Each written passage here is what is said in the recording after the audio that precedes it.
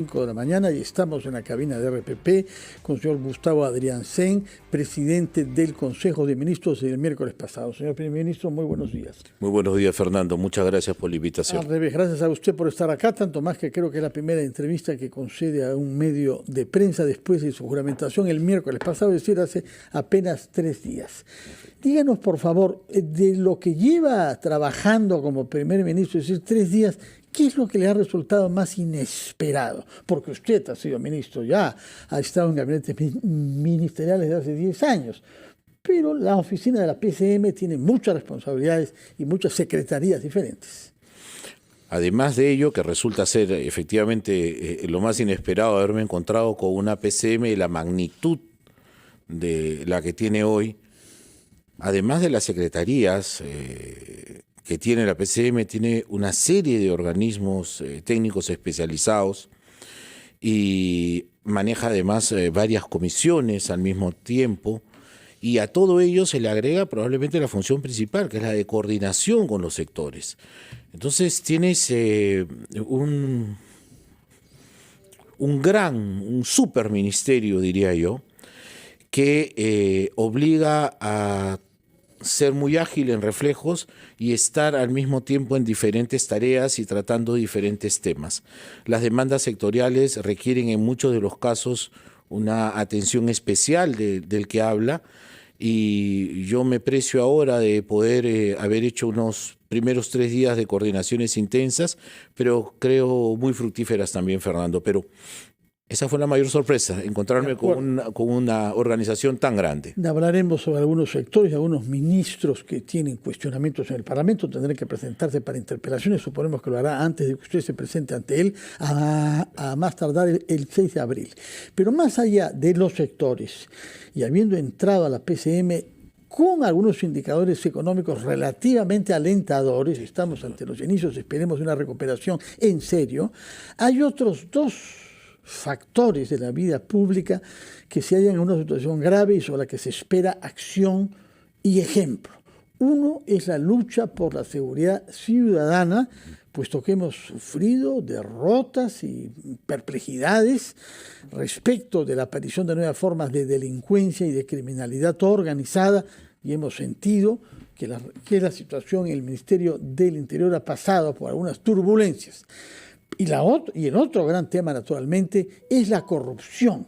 La corrupción que lleva a que la opinión pública tenga una imagen sumamente negativa, tanto del Ejecutivo como del Congreso, y que requiera más que nunca una institucionalidad sólida, y no es el caso. ¿Cómo piensa hacer frente a estos 2 grandes desafíos, señor primer ministro?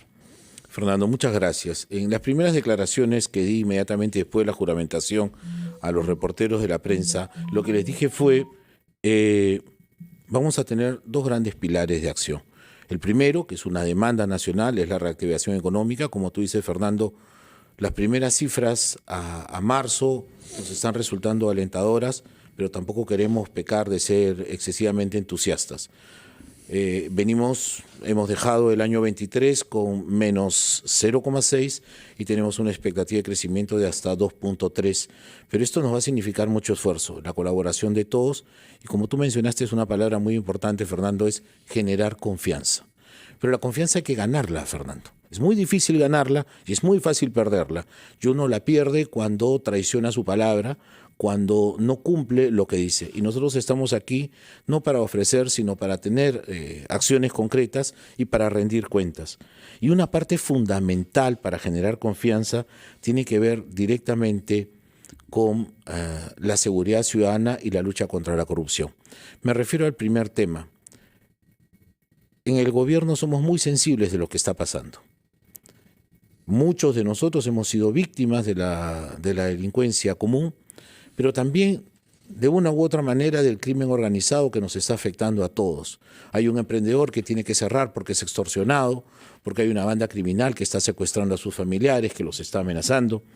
Pero también tenemos que ser muy claros en decir lo siguiente, que este es un problema que viene muy de atrás, que es un problema no solamente peruano, porque el crimen transnacional está presente aquí en el país, y entonces tenemos que afrontarlo de diferentes maneras. Se están haciendo trabajos muy arduos, hay centenares, si no miles de operativos, tenemos muchos detenidos, pero tenemos que seguir trabajando. Mira, Fernando, la próxima semana estoy viajando a Patás con el ministro del Interior y con el ministro de Defensa, con el propósito fundamental de ver cómo se están desarrollando las operaciones de nuestro ejército y de nuestra Policía Nacional allí.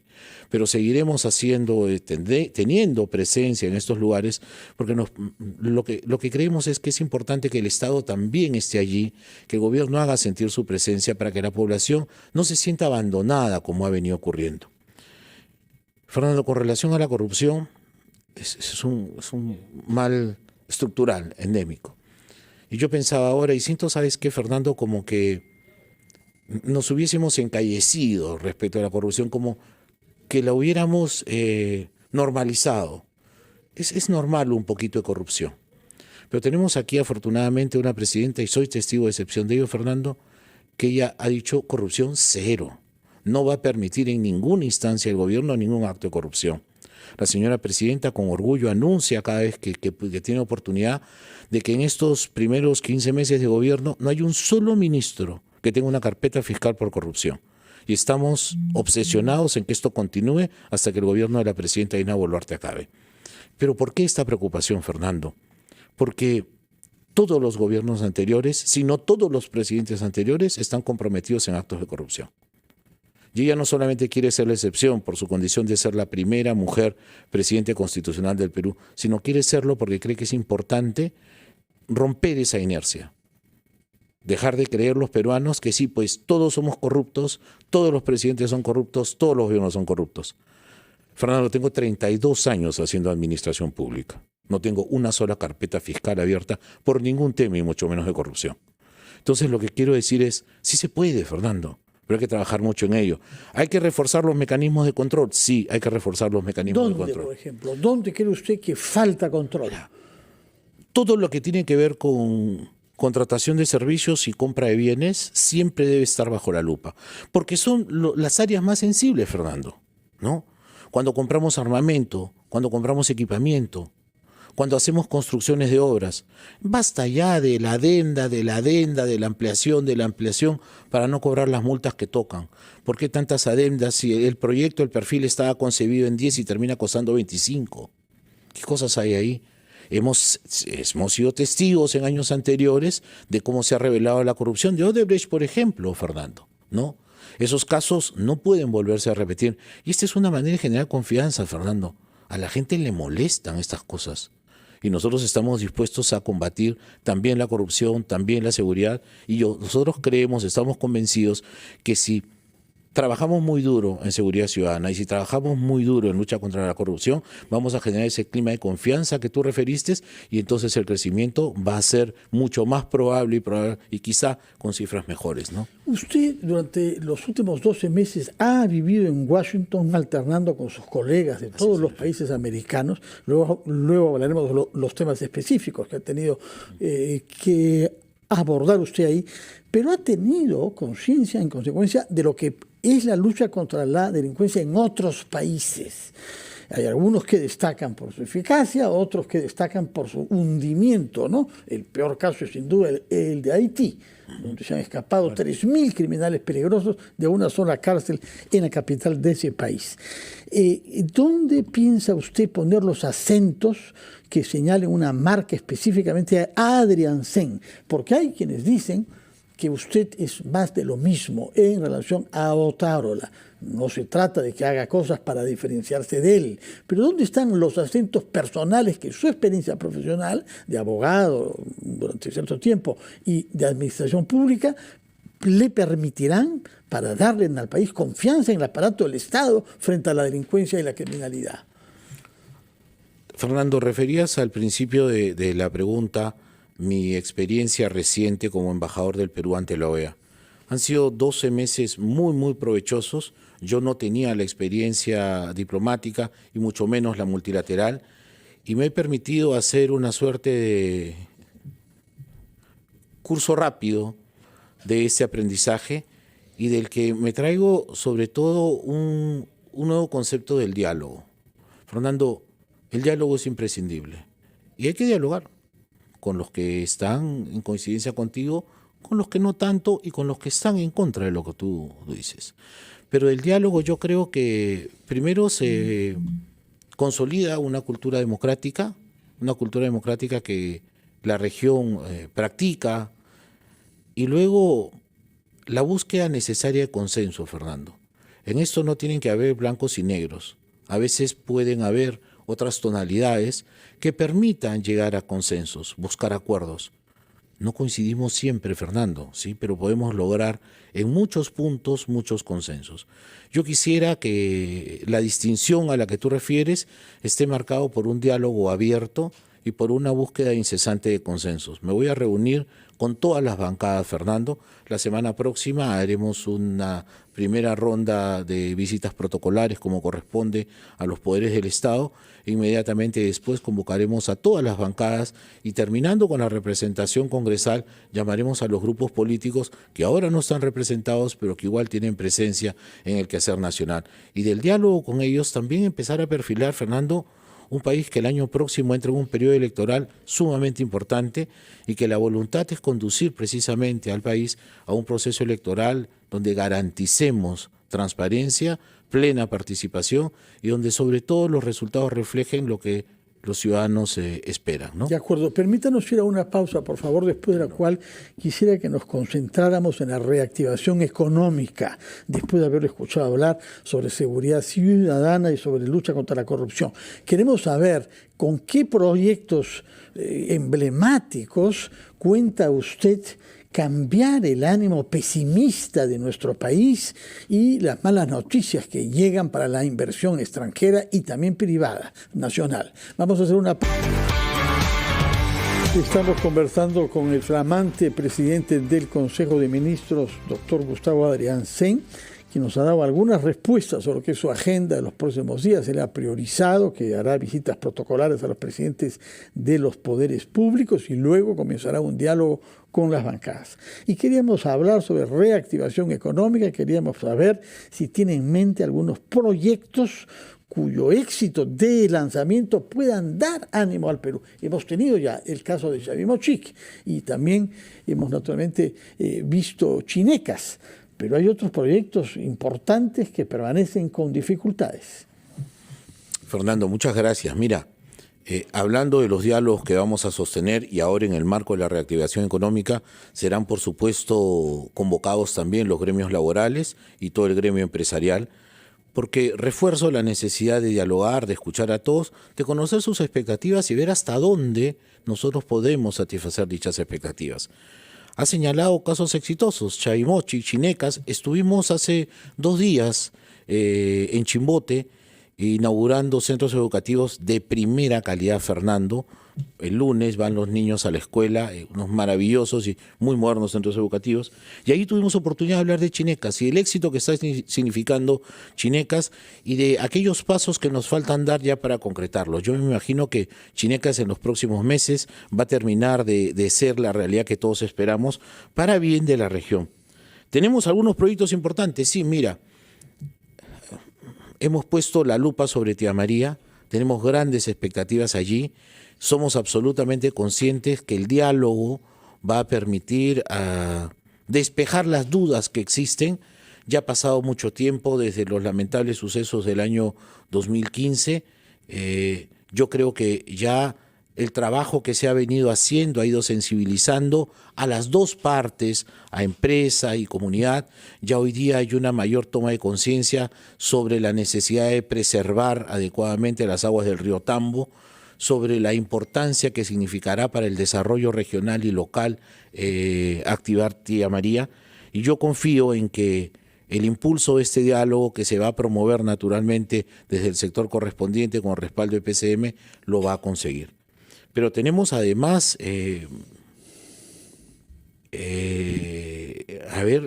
Majesihuas, mira, por ejemplo,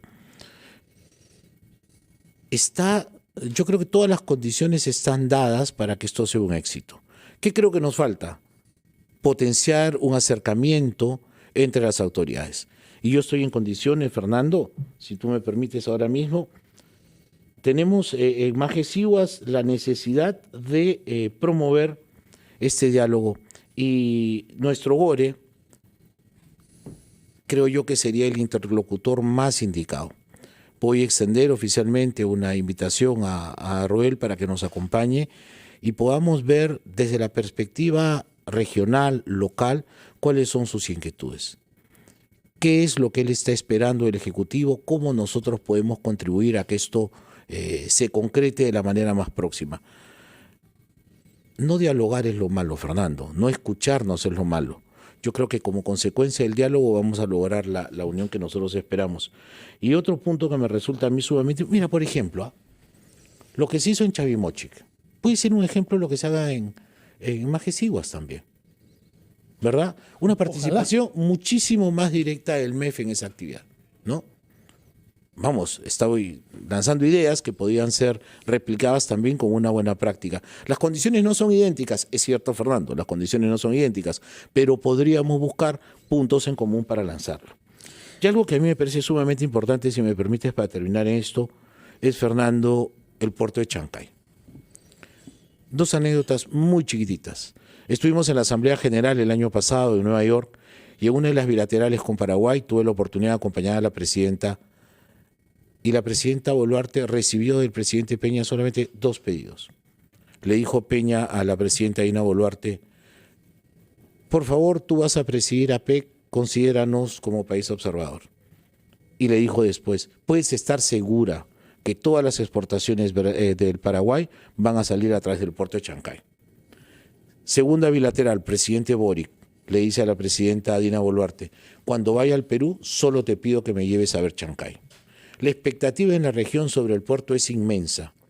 Autoridades de Brasil están viniendo a visitarnos la próxima semana, se les brindará todas las facilidades que requieran. Necesitamos que un país gigante, el más grande de todo el continente, Brasil, vea al Perú como su corredor natural y a Chancay como su puerto natural para salir al Asia. Tenemos ya la transoceánica por la que podrían estar llegando esos productos.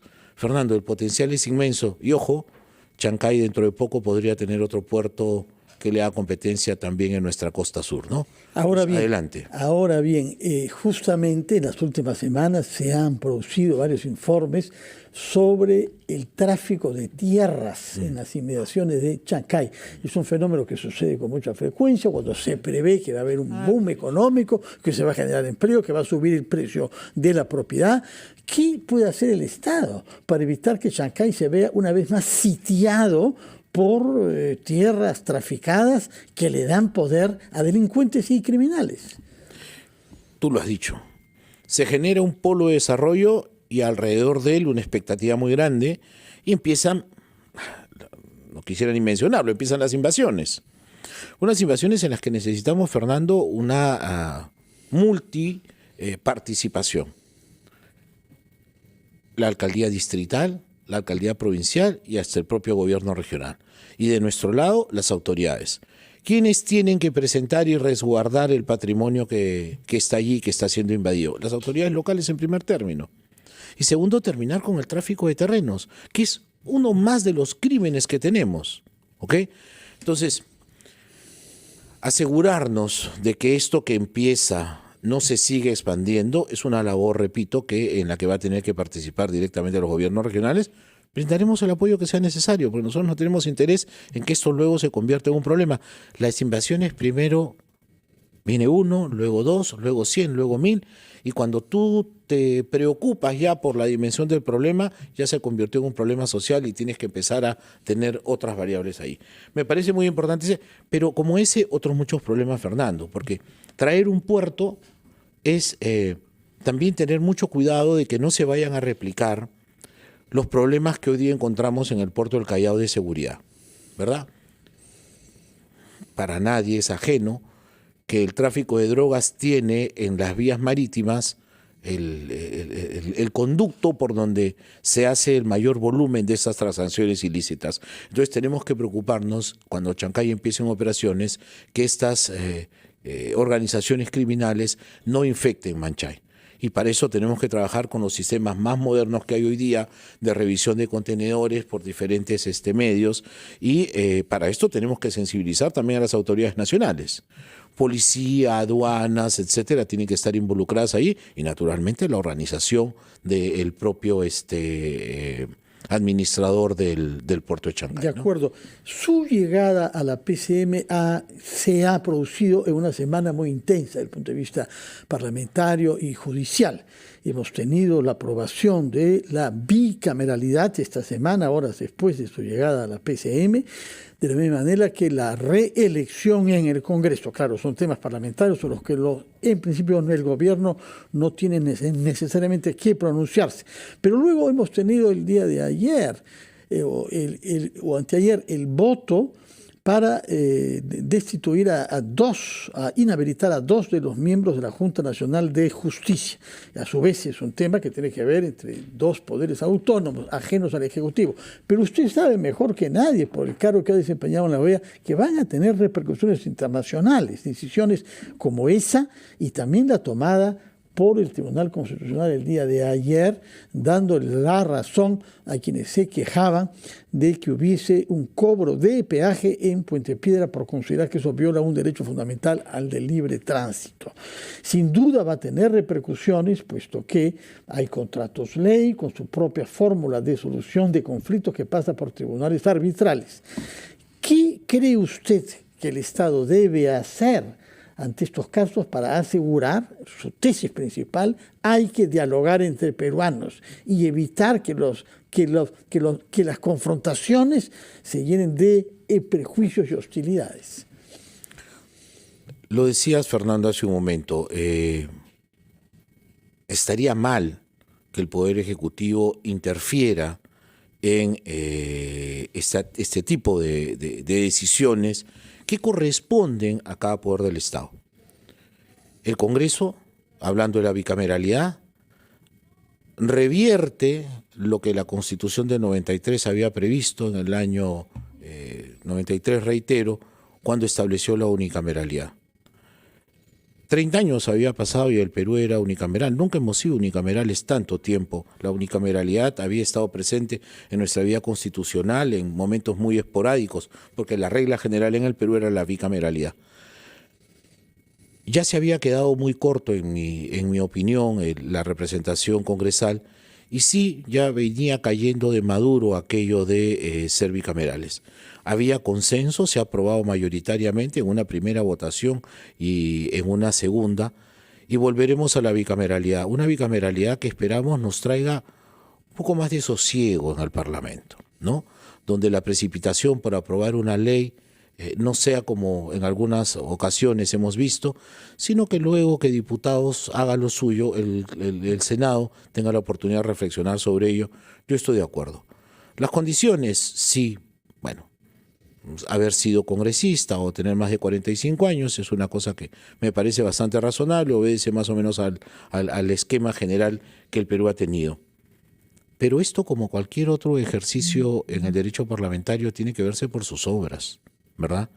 Entonces, aquí el mensaje más importante respecto a la bicameralidad es no olvidar, Fernando, que somos nosotros quienes elegimos y quienes elegiremos en el 2026 a los diputados y a los senadores, y a quienes nosotros les tendremos que exigir cuentas y exigirle calidad de su trabajo.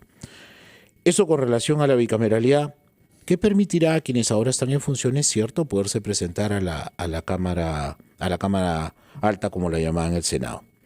Con relación a la Junta Nacional de Justicia, hemos visto que yo había hecho llamados anteriores, Fernando, en esta misma mesa, sobre la prudencia por el impacto que tiene, Fernando, en la comunidad internacional, y yo lo vi durante el tiempo que estaba en la OEA, todo el tema de la autonomía del sistema de administración de justicia es muy sensible en la región, porque todos somos testigos, Fernando, de cómo se ha politizado la justicia y cómo se ha judicializado la política, en extremos que en verdad resultan intolerables.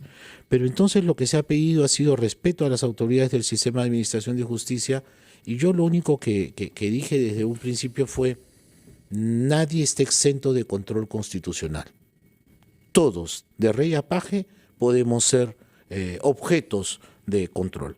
Sin embargo, no debe olvidarse también que este control debe realizarse en el marco estricto del debido proceso y garantizando siempre el derecho a la defensa de quien pueda estar ahí comprometido. La decisión se ha tomado, inicialmente se había pensado en remover a todos los miembros de la Junta y al final tengo entendido que han sido 2 los miembros de la Junta que han resultado inhabilitados por las razones que ahí se han expuesto.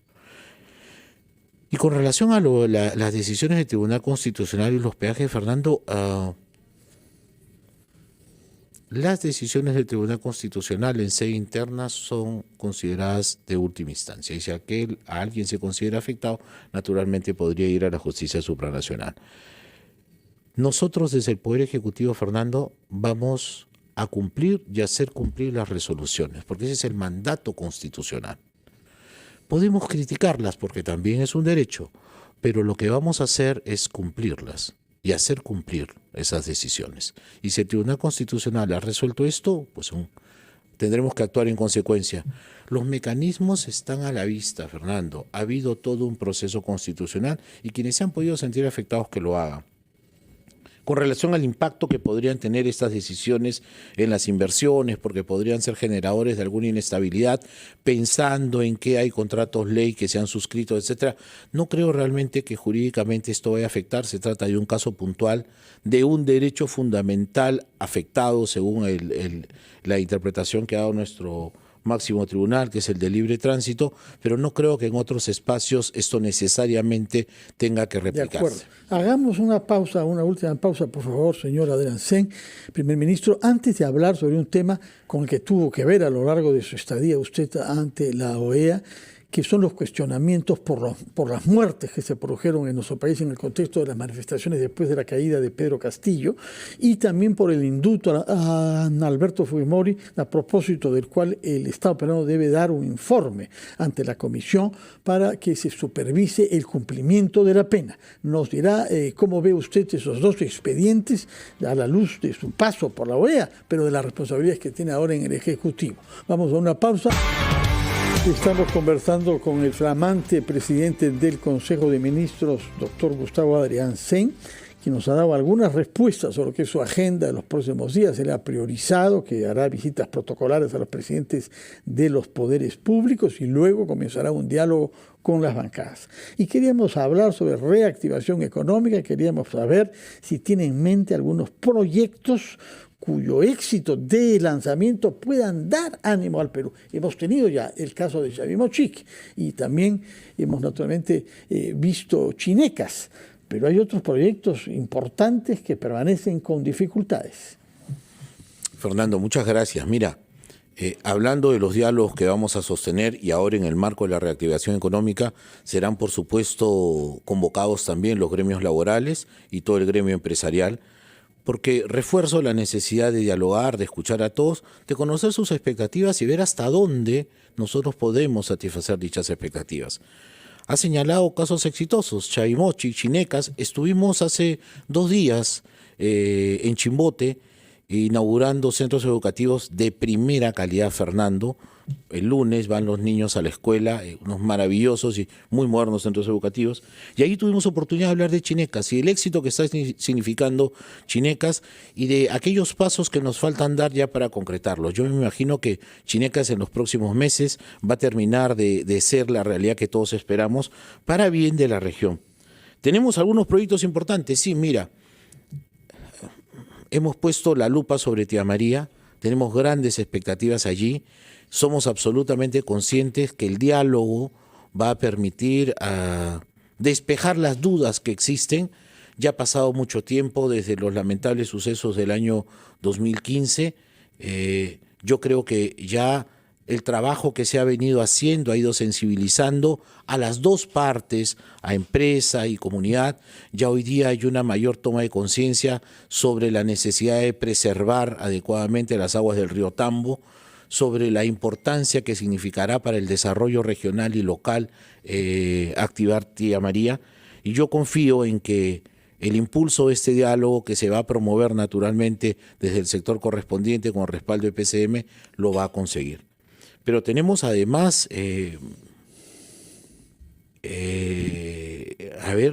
Majesiguas, mira, por ejemplo, está yo creo que todas las condiciones están dadas para que esto sea un éxito. ¿Qué creo que nos falta? Potenciar un acercamiento entre las autoridades. Y yo estoy en condiciones, Fernando, si tú me permites ahora mismo, tenemos en Majesiguas la necesidad de promover este diálogo. Y nuestro GORE,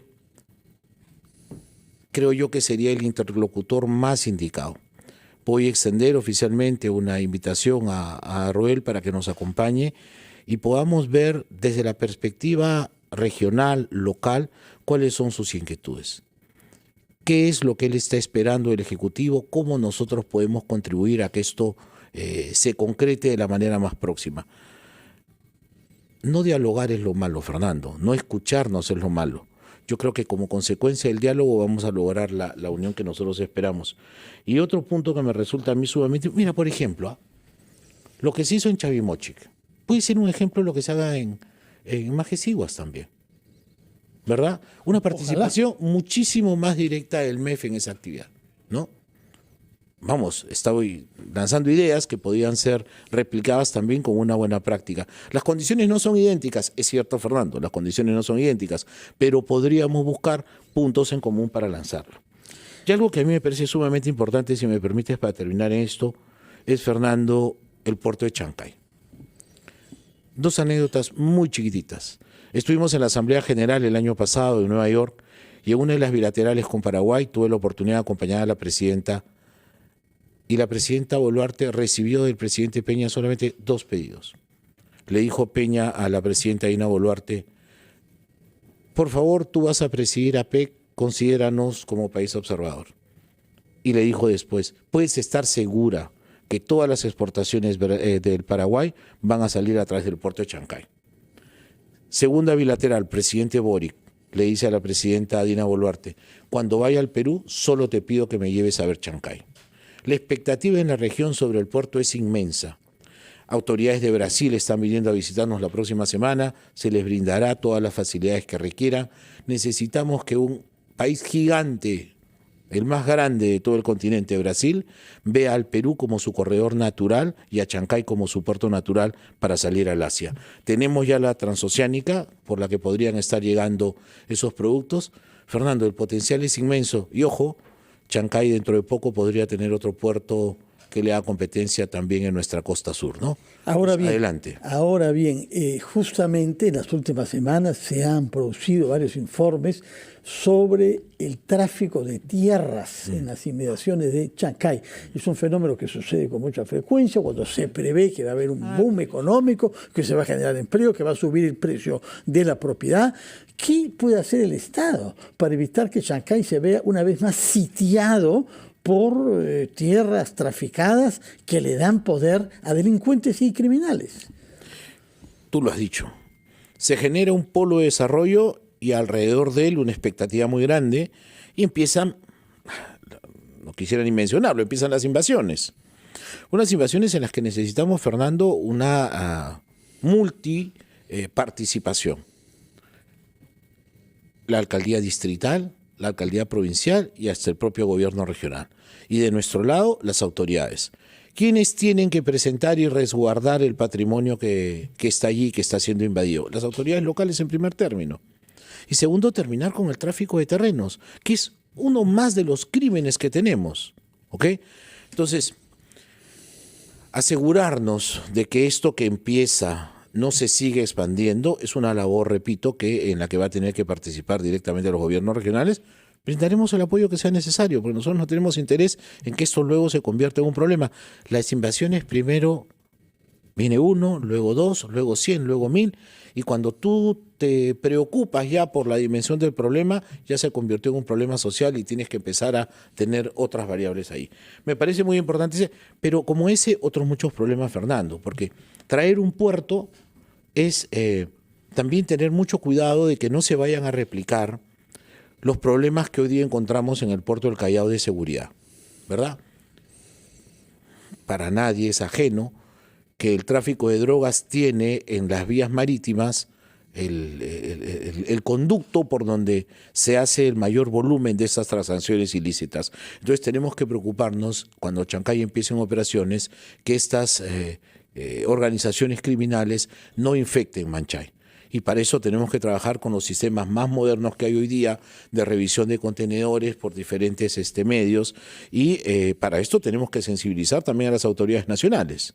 Policía, aduanas, etcétera, tienen que estar involucradas ahí, y naturalmente la organización del propio administrador del puerto de Chancay. De acuerdo. ¿No? Su llegada a la PCM se ha producido en una semana muy intensa desde el punto de vista parlamentario y judicial. Hemos tenido la aprobación de la bicameralidad esta semana, horas después de su llegada a la PCM, de la misma manera que la reelección en el Congreso. Claro, son temas parlamentarios sobre los que en principio el gobierno no tiene necesariamente que pronunciarse. Pero luego hemos tenido el día de ayer o anteayer el voto para destituir a inhabilitar a 2 de los miembros de la Junta Nacional de Justicia. A su vez es un tema que tiene que ver entre 2 poderes autónomos, ajenos al Ejecutivo. Pero usted sabe mejor que nadie, por el cargo que ha desempeñado en la OEA, que van a tener repercusiones internacionales, decisiones como esa, y también la tomada por el Tribunal Constitucional el día de ayer, dándole la razón a quienes se quejaban de que hubiese un cobro de peaje en Puente Piedra por considerar que eso viola un derecho fundamental al de libre tránsito. Sin duda va a tener repercusiones, puesto que hay contratos ley con su propia fórmula de solución de conflictos que pasa por tribunales arbitrales. ¿Qué cree usted que el Estado debe hacer ante estos casos para asegurar su tesis principal? Hay que dialogar entre peruanos y evitar que las confrontaciones se llenen de prejuicios y hostilidades. Lo decías, Fernando, hace un momento. Estaría mal que el Poder Ejecutivo interfiera en este tipo de decisiones que corresponden a cada poder del Estado. El Congreso, hablando de la bicameralidad, revierte lo que la Constitución del 93 había previsto en el año 93, reitero, cuando estableció la unicameralidad. 30 años había pasado y el Perú era unicameral. Nunca hemos sido unicamerales tanto tiempo. La unicameralidad había estado presente en nuestra vida constitucional en momentos muy esporádicos, porque la regla general en el Perú era la bicameralidad. Ya se había quedado muy corto, en mi opinión, la representación congresal, y sí, ya venía cayendo de maduro aquello de ser bicamerales. Había consenso, se ha aprobado mayoritariamente en una primera votación y en una segunda, y volveremos a la bicameralidad. Una bicameralidad que esperamos nos traiga un poco más de sosiego en el Parlamento, ¿no? Donde la precipitación por aprobar una ley no sea como en algunas ocasiones hemos visto, sino que luego que diputados hagan lo suyo, el Senado tenga la oportunidad de reflexionar sobre ello. Yo estoy de acuerdo. Las condiciones, sí, bueno, haber sido congresista o tener más de 45 años es una cosa que me parece bastante razonable, obedece más o menos al esquema general que el Perú ha tenido. Pero esto, como cualquier otro ejercicio en el derecho parlamentario, tiene que verse por sus obras, ¿verdad? Entonces, aquí el mensaje más importante respecto a la bicameralidad es no olvidar, Fernando, que somos nosotros quienes elegimos y quienes elegiremos en el 2026 a los diputados y a los senadores, y a quienes nosotros les tendremos que exigir cuentas y exigirle calidad de su trabajo. Eso con relación a la bicameralidad, que permitirá a quienes ahora están en funciones, cierto, poderse presentar a la Cámara Alta, como la llamaban, el Senado. Con relación a la Junta Nacional de Justicia, hemos visto que yo había hecho llamados anteriores, Fernando, en esta misma mesa, sobre la prudencia por el impacto que tiene, Fernando, en la comunidad internacional, y yo lo vi durante el tiempo que estaba en la OEA, todo el tema de la autonomía del sistema de administración de justicia es muy sensible en la región, porque todos somos testigos, Fernando, de cómo se ha politizado la justicia y cómo se ha judicializado la política, en extremos que en verdad resultan intolerables.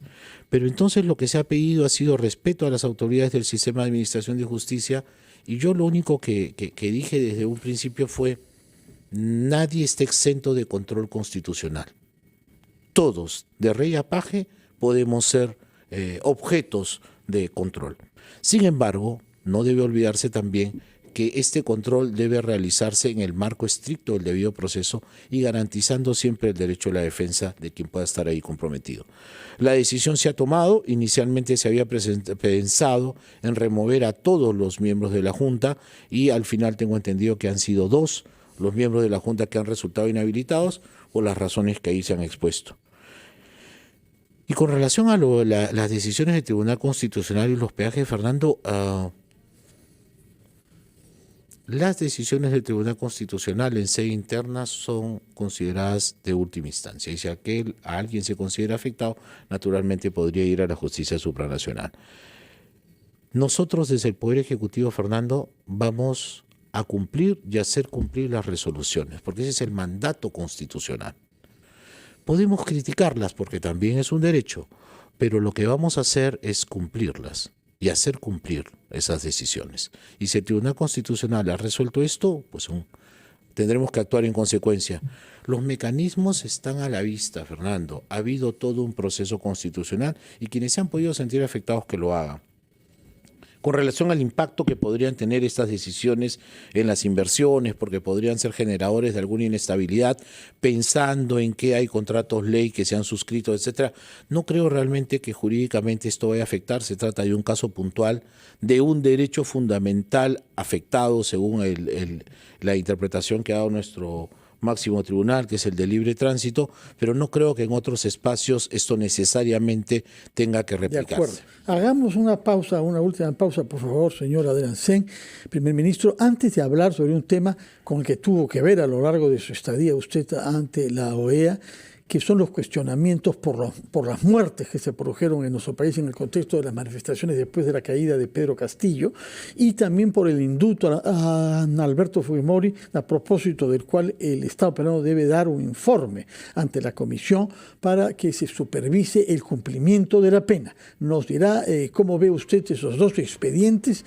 a la luz de su paso por la OEA, pero de las responsabilidades que tiene ahora en el Ejecutivo.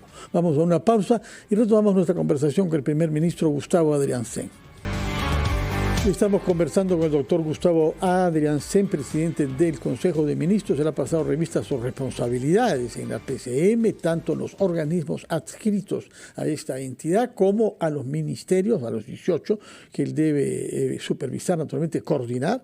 Le hemos preguntado también sobre aspectos de nuestra reactivación económica, de la lucha contra la corrupción y la inseguridad. Corresponde ahora temas internacionales, comenzando por los 2 temas que han llegado al sistema interamericano de la OEA. El primero, que tiene que ver con las investigaciones o no investigaciones por los 49 compatriotas que murieron con heridas de bala lanzadas por fuerzas del orden durante las manifestaciones de diciembre y enero del año 22 y 23, pero después vino a añadirse a este tema el tema del indulto a Fujimori, porque cae dentro del ámbito de la supervisión de la condena que se le impuso a Fujimori. Díganos, por favor, lo hecho en estos 2 campos y en qué situación se hallan esos expedientes. Fernando, muchas gracias. Fíjate, con relación a la obligación del Estado peruano de presentar un informe conteniendo la respuesta a las recomendaciones que había formulado la Comisión Interamericana de Derechos Humanos con ocasión de las protestas de diciembre del 22 y enero del 23, el informe ha sido entregado. Personalmente hemos tenido contacto con la Comisión Interamericana de Derechos Humanos y hemos enviado sendas comunicaciones diciendo que en nombre del Estado peruano hacemos llegar a la Comisión nuestra disposición para iniciar en el más breve plazo un proceso, así se denomina, el mecanismo de seguimiento. Un mecanismo de seguimiento donde interviene el Estado, donde interviene la Comisión y donde intervienen los representantes de las presuntas víctimas. Este mecanismo de seguimiento, que lo vamos a hacer como el Estado lo ha anunciado, con la participación del relator para el Perú, que es el comisionado Estuardo Ralón, tiene como propósito empezar a hacer un review de cada una de las recomendaciones contenidas en el informe. En opinión del Estado peruano, muchas de ellas ya las hemos implementado cabalmente, se pondrá a consideración de la Comisión y de los representantes de las víctimas y se va haciendo un checklist, Fernando, una por una. Algunas las damos ya por cumplidas, otras están en proceso de ejecución y otras por su complejidad van a demorar un poco más. ¿Cuál es la pretensión del Estado? Como lo dijo la señora presidenta, vamos a cumplir con estas recomendaciones formuladas por la Comisión y esperamos que en un periodo, generalmente estos mecanismos de seguimiento tardan entre 1 y 2 años. Entonces, a partir de allí vamos a ir satisfaciendo todas las recomendaciones. ¿Cree usted que este procedimiento no incluye el tema mayor que usted ha planteado hoy, que es el del diálogo? ¿Se cree capaz de establecer un diálogo con las asociaciones de los deudos y de las familias de las víctimas? Sin duda, Fernando, y la voluntad de diálogo es absoluta. La señora presidenta ya expresó su profundo pesar por las lamentables muertes producidas, ha pedido perdón la señora presidenta y en este ejercicio el Estado no va a cesar. Vamos a continuar, iniciamos una política de reparaciones con los deudos de las víctimas y también con quienes habían resultado gravemente heridos. Estamos en un proceso de atención a la afectación psicológica que le ha podido significar también a las familias de los heridos o las víctimas este suceso. Y vamos a continuar, Fernando, implementando las recomendaciones. Una de esas recomendaciones incide sobre todo en el diálogo con las comunidades. Fernando, al respecto decirte que desde la PCM tenemos centenares de mesas, más de 700 mesas de diálogo sostenidas con estas comunidades. Y si hay que hacer 700 más o 1.400 más, lo seguiremos haciendo, Fernando. Estoy convencido que solo el diálogo va a permitir que estas heridas cierren más pronto.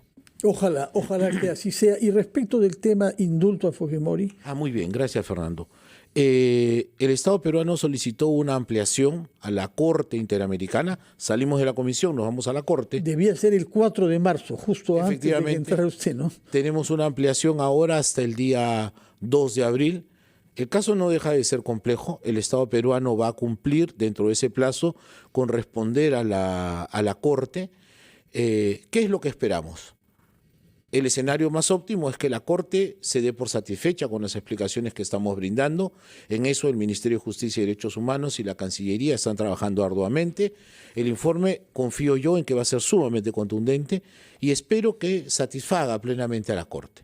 Pero de no ser así, de quedar algunos puntos en duda, etcétera, la Corte nos podría convocar a una audiencia en la que participaría el Estado peruano naturalmente y también los representantes de Barrios Altos y Cantuta para expresar nuestras consideraciones.